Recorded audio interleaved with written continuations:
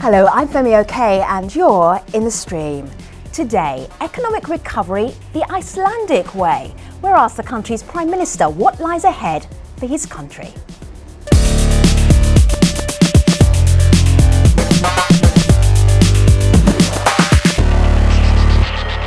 Our digital producer Malika Bilal is here, keeping track of all your online comments and questions. Iceland has about 320,000 people in it, but our entire online community are fascinated by Iceland. They are, and the two of us included in that. Now, of course, Icelanders are also fascinated by what's going on, and they're tweeting us or Facebooking us. I'm going to pull up on my screen here a Facebook comment from Alda in Iceland, who wrote us a 4-post series of questions she wanted to have posed to the Prime Minister. Of course, we won't have time for all of them, but we'll pull one of them out. And of course, for all of you at home, we want to hear from you as well. So send us your questions and your comments. Join the conversation with hashtag AJStream. So Iceland was the first country to be hit by the 2008 global financial crisis.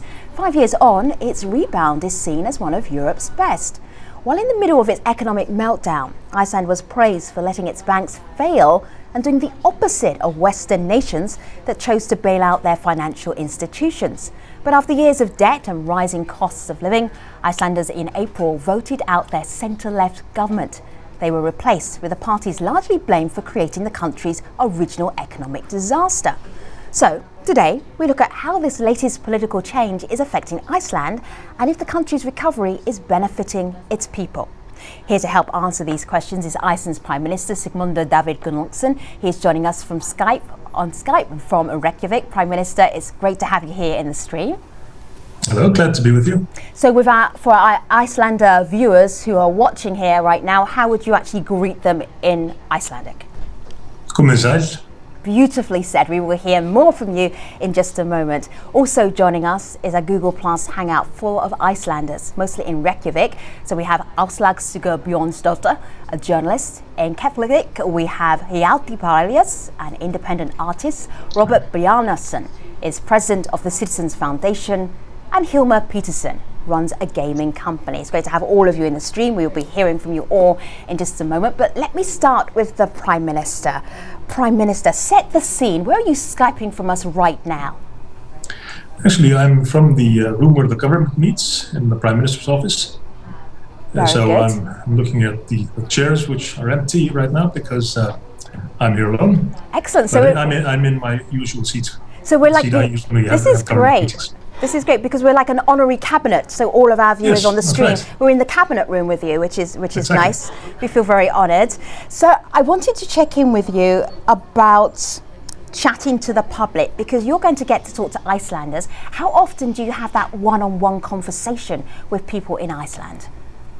Well, every day. Most of my day goes into meeting people, either here at the office or having meetings out and about in Reykjavik or all across the country.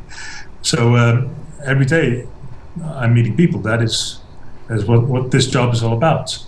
So I'd say I've probably met more people and had more meetings during these few months that I've been Prime Minister than all of my life leading up to that.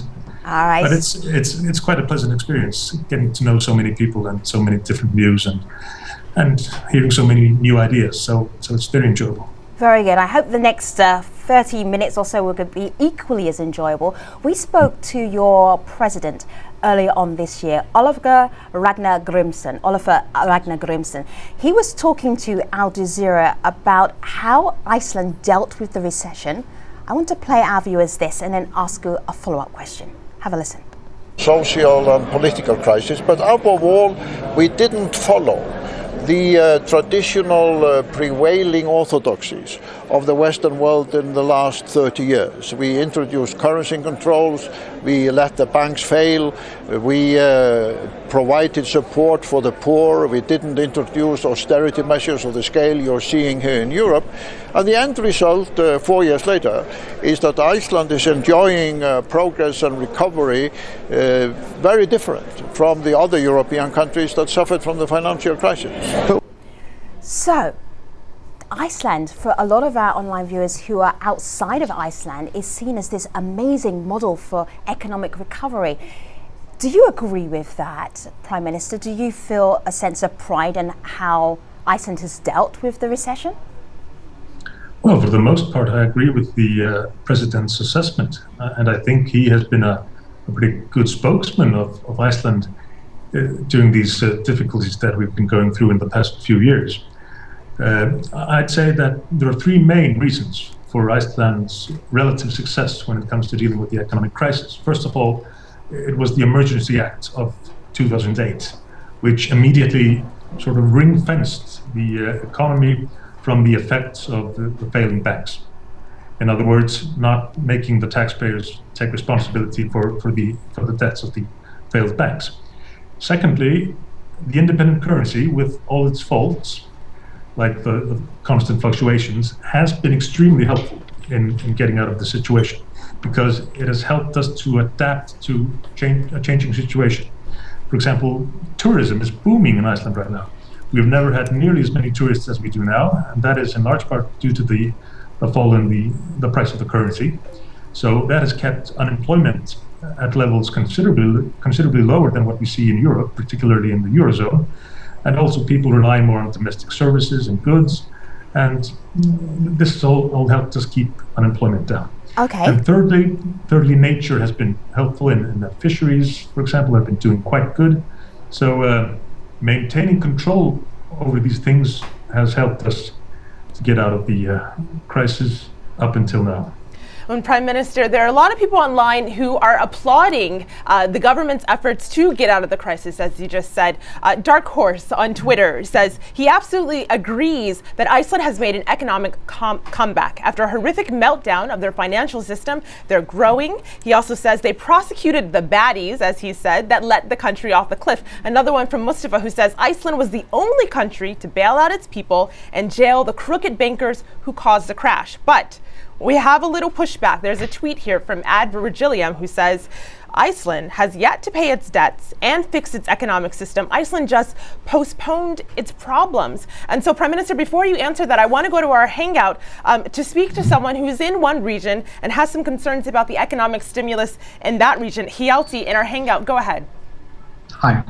My question to the Prime Minister itself was, if we focus on the Reykjanes Peninsula, which is the area that has been most hit, worst hit by the unemployment rate, because of people used to flee from Reykjavik to get into cheaper housing. It didn't matter if they were unemployed in Reykjavik or in Keflavik, but as soon as they came to Keflavik, got cheaper rent, they usually got stuck there. So is there anything being done to stimulate the economic environment in that area?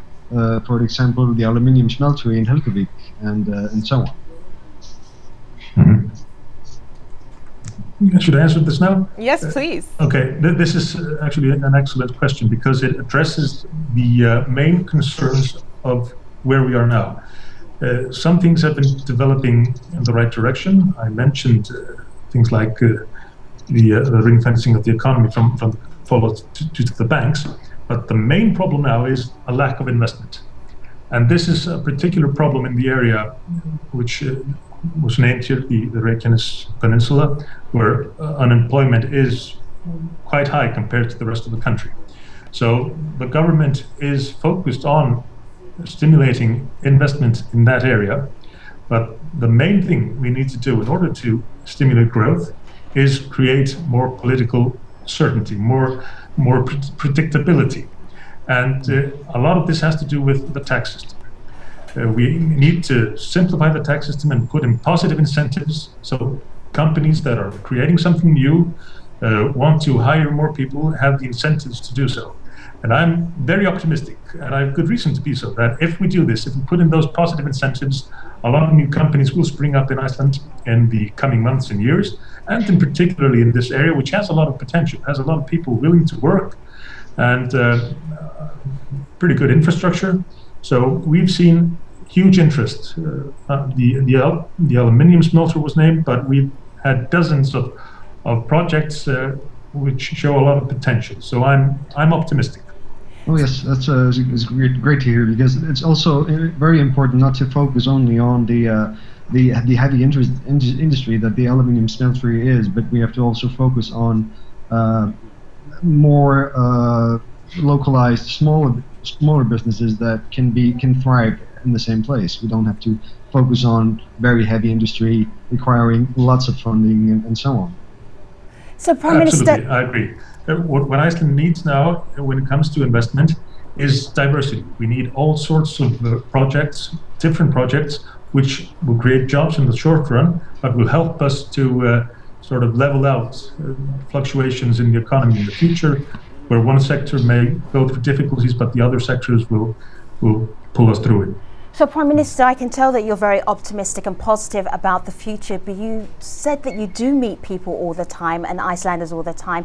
Are they also telling you stories where they are still struggling, where they're still coming out of the recession? Can you perhaps share one or two of those with us? Yes, it's often difficult to hear the stories of people who are in economic difficulties, and unfortunately, a lot of Icelanders still are faced with a lot of difficulties, particularly because of the debt situation in Iceland. The household debt has grown enormously, and that is in large part because we have a very unusual system when it comes to mortgages. The mortgages are price indexed or inflation indexed. So when inflation rises, the level of debt goes up, the mortgages go up. So say you owe 10 million kroner and you have 10% inflation 1 year, then you will owe 11 million kroner. And during these difficulties of the last few years, we've of course seen a lot of inflation, particularly right after the crash, which meant that the level of debt, the mortgages, went up enormously. And at the same time, the salaries didn't increase anywhere nearly as much in many cases.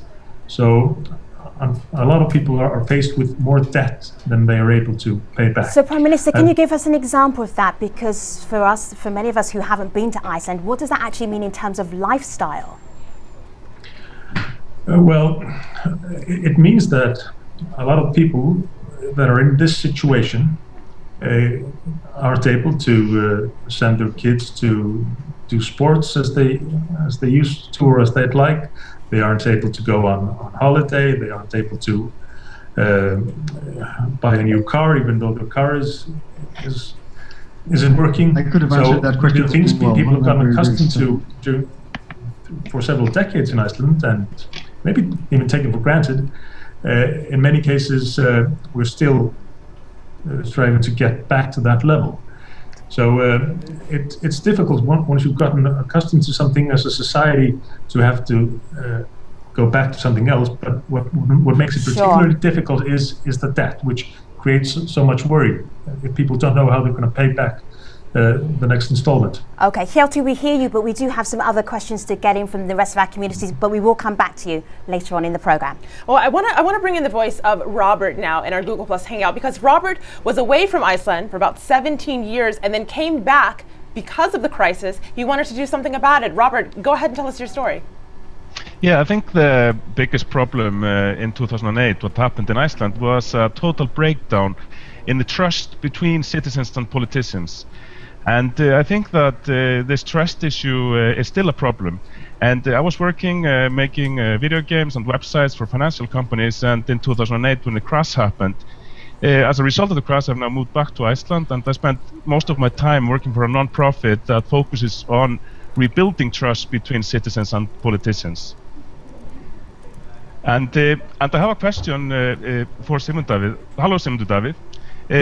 Given the success of the In Defense activist group and your involvement there, and then the massive success of the following referendums that asked the Icelandic people if they should pay the private debts of the IceSafe private bank, do you look at involving the public more in decisions and policy making?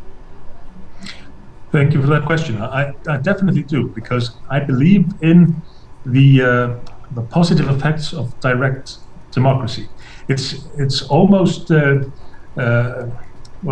it's really difficult to explain, but for some reason it seems that once you get the whole population, or almost the whole population involved in the decision-making process, you usually find out that the majority is right in the long run. So once you get that discussion going and allow the majority to make its decision, I think in most cases you will find, when you look back, that the majority was right. And this is why government should make more use of direct democracy. But there is a lot of, as Robert mentioned, a lot of distrust when it comes to politics in general. And I don't think that will change until people start seeing some real effects in their daily lives from the decisions the politicians are making. So there are many reasons why people are skeptical about politicians, but I'm afraid that won't change until people start feeling changes in their daily life. I have a quick follow-up. We have been running for the past 3 years a very successful e-democracy project in the city of Reykjavik, which gives people the opportunity to take part on an ongoing basis in the policy making in the city. It's a website called Better Reykjavik. Do you see this as something that should be repeated on a national level? Oh yes, you've been involved in that project. That's interesting to hear. That certainly has some insights and some lessons we can use, I think, in government. So that's definitely something I would like to look into. It's a very exciting project. Prime Minister, for any country, however small and however wealthy and however blessed with natural resources, education is always going to be an important factor in your development and in the future. What are your priorities as Prime Minister regarding education? Education, definitely a huge priority when it comes to tackling the aftermath of an economic crisis. And we've seen in other countries where they've put a lot of emphasis on education after going through crises like Iceland has been going through, that it definitely pays off in the long run. People often cite Finland as an example. They now have a big technological sector which sort of grew out of the aftermath of the crisis they went through in the early 90s. So this is something we would like to learn from. And in particular, we need to invest more in the technological sector, in educating people in science and technology, and in basic skills, carpentry, plumbing, things like that. We have a lot of people studying law and business and sociology and things like that, but we need more people doing engineering, sciences, carpentry, and those things which are essential to building up the economy and creating more wealth. And Prime Minister, Femi, you mentioned education. We got a comment on Reddit from someone who says, a point that's very close to my heart is I'm a postgraduate student and I'd like to move back to Iceland, but I don't see that happening anytime soon. How do you envision the prevention of brain drain? So I want to go to Aslug for a continuation of that question. If you have an idea, and then also to pose your question to the Prime Minister, how do you prevent brain drain? Yeah, hello. It's a bit bad connections, but an important issue for me as a young Icelander is that Iceland will once again have opportunities for young people to work. Iceland needs to regain its competitiveness. How do you plan to ensure that young Icelanders who go abroad for education will return home? That is definitely one of the main tasks of this government, because it's such a pressing issue. We've seen thousands of Icelanders move abroad during these past few years, simply because they didn't have opportunities in Iceland.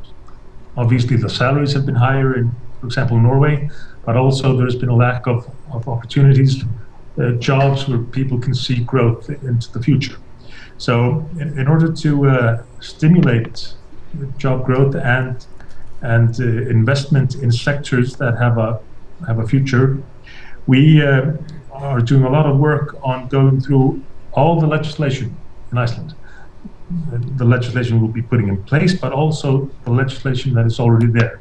And this morning we started a conference on better practices when it comes to implementing legislation, focusing on putting in positive incentives for investment. Particularly this concerns small and medium-sized companies. Because if you're a young person with an idea, you have to be able to put that idea into practice. And what you need for that, you need funds. So you need the banking sector to work with you, or even the state to lend you some funds. And you need to be able to, work in peace, so to speak. What we get a lot of complaints about is that entrepreneurs trying to start a business need to use all their time and energy dealing with the system, dealing with red tape. They even need to hire a specialist just to deal with the system. We want to make it possible for those that are starting something new to get a one-stop solution to fulfilling all the requirements for starting a business, and that's how we can increase jobs and put in place prospects for young Icelanders. Okay, Prime Minister, we still have so much more to talk to you about, but I've got about 1 minute left in this main show before we head to the post show. I have a very quick question from you from a tweeter who tweeted me over the weekend. This is Gustavo. Gustavo says, how old is the Prime Minister of Iceland? Not my question, it's Gustavo's question, but it's a good one because I wanted to ask you. I'm 38. And someone told me, I'm not sure whether this is true, but someone told me that I'm the youngest leader of a parliamentary democracy. Yes. But there are a few that are younger than I am, but they were elected in different ways if they were elected. And I'm looking at you from your gallery of pictures from your Prime Minister's page, and you're with the NATO Secretary General Anders Fogh Rasmussen, and you're shaking his hand, and it looks like he's shaking the hand of a young man who knew that you'd be Prime Minister of Iceland one day. Isn't that a fantastic picture? I love that picture.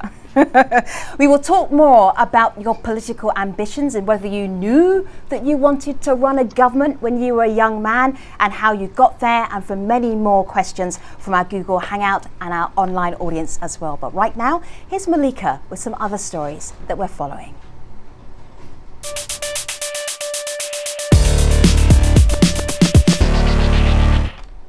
Leeds is your community space, so where else could we start but Syria? Debate is raging over U.S. intervention, and now even the military is joining in. U.S. soldiers are posting pictures to show opposition to military action in Syria. All the photos conceal their faces because U.S. soldiers are supposed to keep their politics strictly private.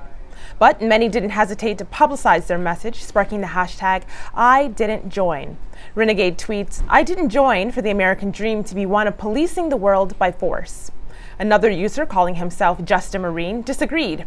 "If you're a Marine and think the innocent in Syria shouldn't be helped, I think less of you." Our next leads in Mexico, where anti-government demonstrators are flooding the streets and the web to protest controversial education reforms. Opposition hashtags like One September Mexico, or 1SMX for short, received tens of thousands of mentions from people who've joined a teachers' protest. But demonstrators weren't the only ones using technology. Newspaper La Jornada posted a photo of a drone surveilling the protest crowds below. And lastly, in Nigeria, our community asked us to cover the latest in a series of university strikes. The stream hosted a Twitter chat Friday, and thousands, including students who've been kept out of school since July, weighed in.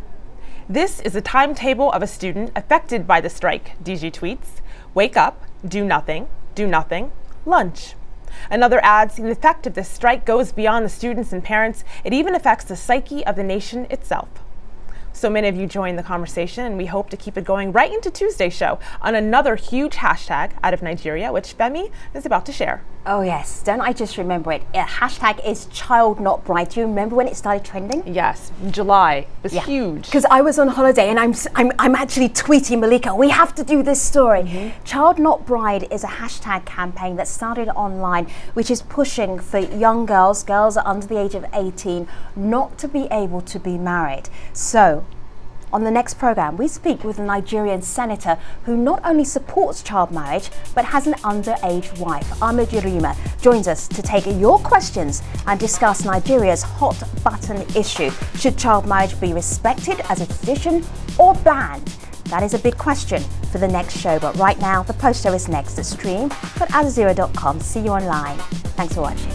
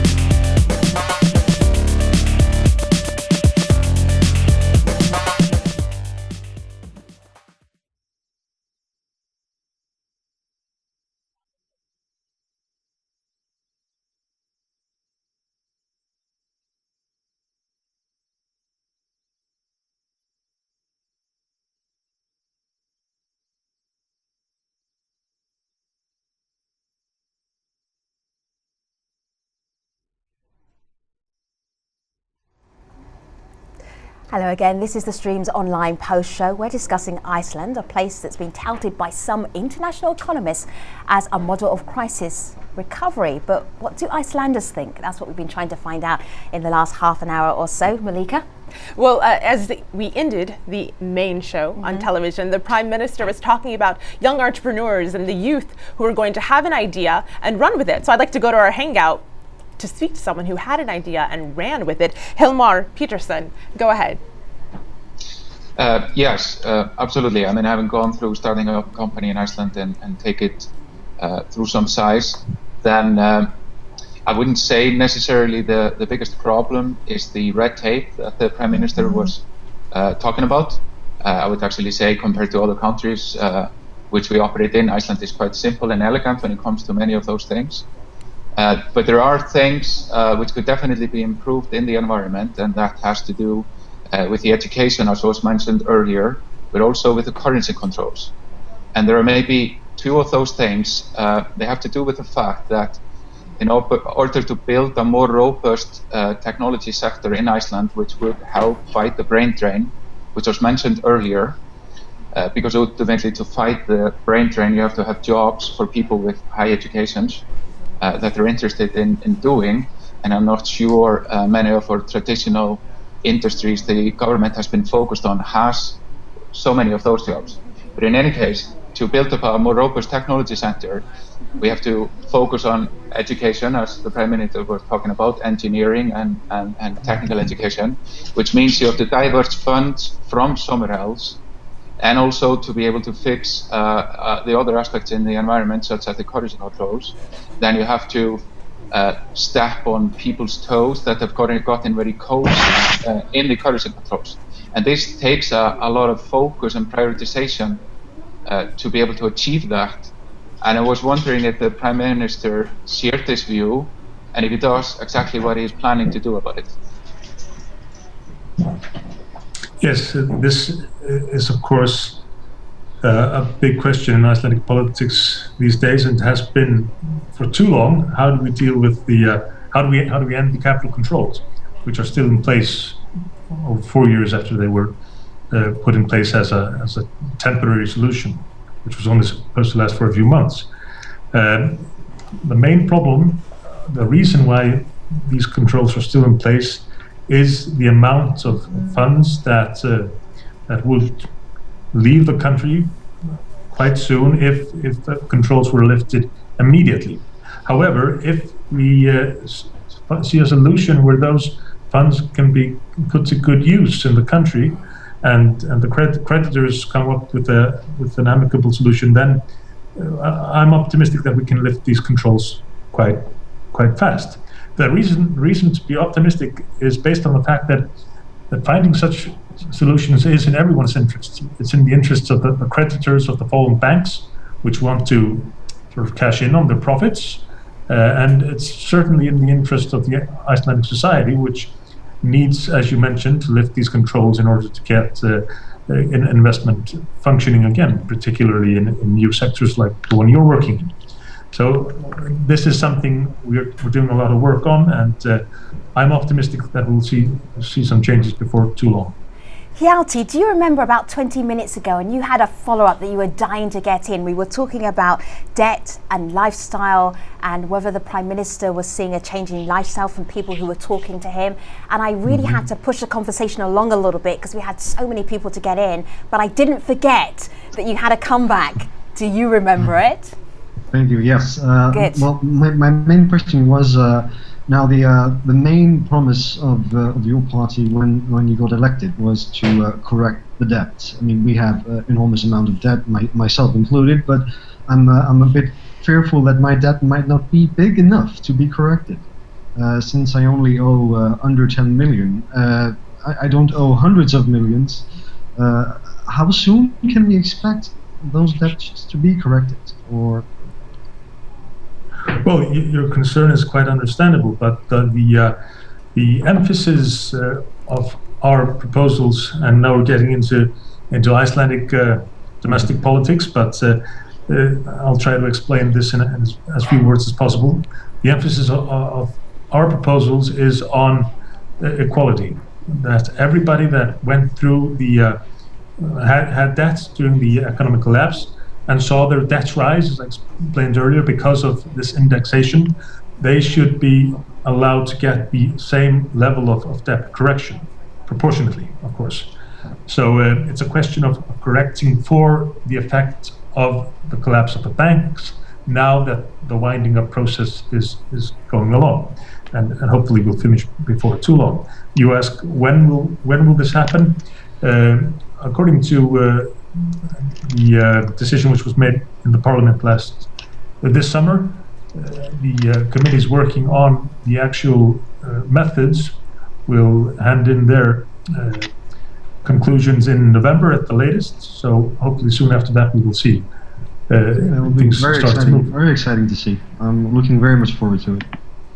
Very good. Well, Prime Minister, we've talked a lot about the economy, but I want to bring in a comment here that's a little bit different. It's on the media. This is from Facebook. Now, at the very top of the show, I mentioned that Alda had written in 4 different questions. We picked one of them. She writes, a member of your party recently made what many people view as a veiled threat that funding for the Icelandic National Broadcasting Service would be cut because she disagreed with their reporting. Many Icelanders now fear for the independence of the state broadcaster. Prime Minister, how do you respond to their fears?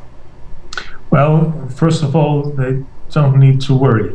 This issue came up after this member of parliament in the same interview was discussing in her opinion, the bias of this television station, and secondly, the need for cutbacks or austerity when it comes to government finances.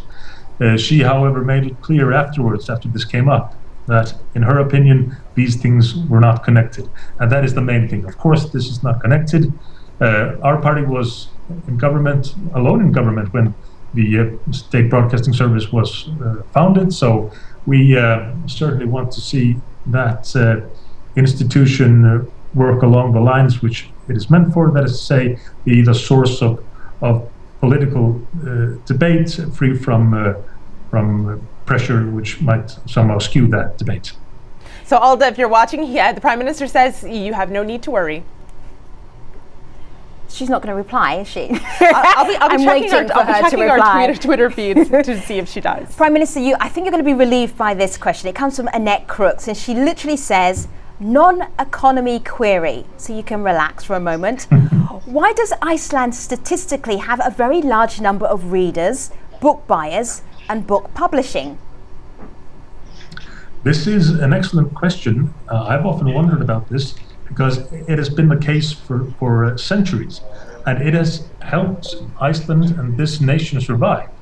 To name an example, when a large proportion of Icelanders moved to North America during the late 19th century, almost all of them, although they were poor and had come from small farms, almost all of them could read. And this helped them to build up their presence in their new countries, Canada and the United States, and they very quickly became active and contributing members of their new societies. So having a fundamental education is something that Icelanders have put great emphasis on for a long time, and it is a reminder of the importance of basic education. The reason for this is, well, there are several theories, but I think it's mainly to do with the tradition of teachers going between farms, making sure that everyone knew how to read even centuries ago. Wow, that's a very encouraging response, isn't it? Even if you live on a farm in a remote area, you can still be a great reader. Malika, you have the penultimate question. Well, Femi, actually, before we go, I'm going to give the penultimate question to a member of our community in our hangout. There's a quick one from Asla. Go ahead with your question. I want to ask you, is it fair that only a small percent of debtors will benefit from your promises, while my generation and those who follow will have to pay for them? That's a hard-hitting last question, but Prime Minister, well, penultimate question. Yes, and it was to be expected from most of. She's not exactly on my line when it comes to these things, but there's an answer to this, and that is simply that she and her generation will not have to pay for this. On the other hand, if we allowed the economy to stagnate, if we left the middle class stuck under a pile of debt, which it wouldn't be able to get out of, unless by leaving the country, that would create problems for the next generations. So this is all about freeing the economy of the debt level, which wasn't sustainable, and putting in place a bright future for coming generations. Prime Minister, what's the next big international event that you have to go to where you will be meeting with other heads of government? Well, I'm going to Stockholm tomorrow. Okay. To meet with the prime ministers of the Nordic countries and President Obama. So that will be interesting. Ooh, very good. So the reason I'm asking is because obviously they watch the stream, and when they ask you, Prime Minister, what was it like? What will you tell them? I'll tell them they should definitely try it if they get the opportunity to do so, because it's been a pleasure. I had no idea what I was getting into here, and my assistant who set this up told me, "Don't worry, this will just be fun." And surprise, surprise, he was right. Yes, yes. We give that person a promotion. And also, when you talk to the other heads of government, do tell them that Femi and Malika are looking forward to having them on the stream. Is that okay? Oh, definitely. Excellent. Definitely. Particularly that, I don't know, Barack Obama person. He could be available, perhaps, maybe. Thank you so much. Are you telling me that he hasn't tried this yet? It's just a matter of time. He only works down the road. You know, he can pop in any time. Prime Minister, it has been a pleasure. Thank you for sitting in the hot seat for 40 minutes. We definitely enjoyed your company, and we should really thank all of the people who've been in our Google Hangout. And those tweeting us online as well. And our online community. I have a feeling, Prime Minister, if they had another 3 hours, they would have 3 hours more worth of questions. But we are just going to say thank you to the Prime Minister, Sigmundur David Gunnlaugsson, to Áslaug Sigurbjörnsdóttir, she's a journalist, to Hayati Parelius, he's an independent artist, to Robert Bjarnason, he's a president of the Citizens Foundation, and Hilma Peterson, who runs a gaming company in Iceland. Thank you, all of you, for being part of the stream. Now, on the next program, we speak with a Nigerian senator who not only supports child marriage, but has an underage wife. Ahmed Yerima joins us to take your questions and discuss Nigeria's hot button issue. Child marriage, is it a tradition to be respected or to be banned? See you tomorrow for that interesting discussion. Thanks so much for watching. Take care.